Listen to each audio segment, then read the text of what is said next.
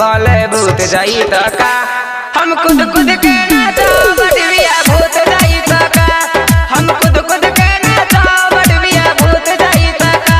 बटविया भूत जाई त का। बटविया भूत जाई त का।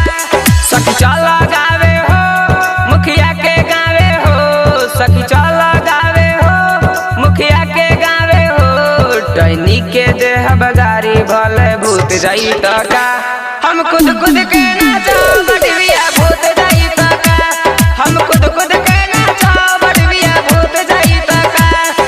भूत जाई त का। भूत जाई त का। बोला बोला मैया वाली की। हम खुद खुद के नाचो बटविया भूत जाई त का। भूत जाई त का। Digital recording studio Madhuban. हम खुद खुद के नाचो बटविया भूत जाई त का। हम खुद खुद के नाचो बटविया भूत जाई त का। माथे पे जिया लेके खेले के साथे एके सारा गौवा के लगवा जाई रामायण देखे। जाई रामायण देखे। जाई रामायण देखे।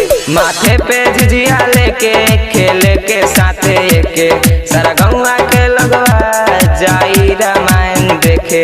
जब मारी जादू टोना जिजिया फूट जाई त का।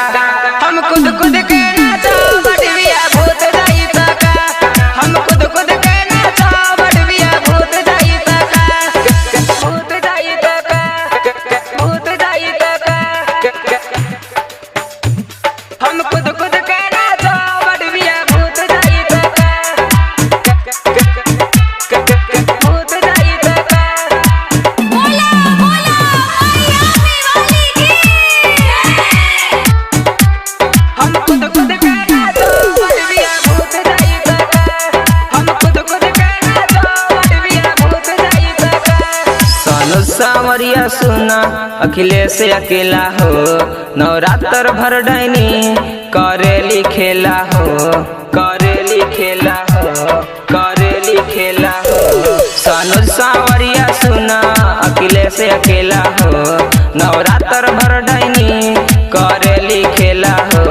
कहले मोथा सुबोध लभर टूट जाई त का। हम खुद खुद के नाचो बटविया भूत जाई त का। हम खुद खुद के नाचो बटविया भूत जाई त का। Nisha digital recording studio Madhuban. Mobile number 9199425490।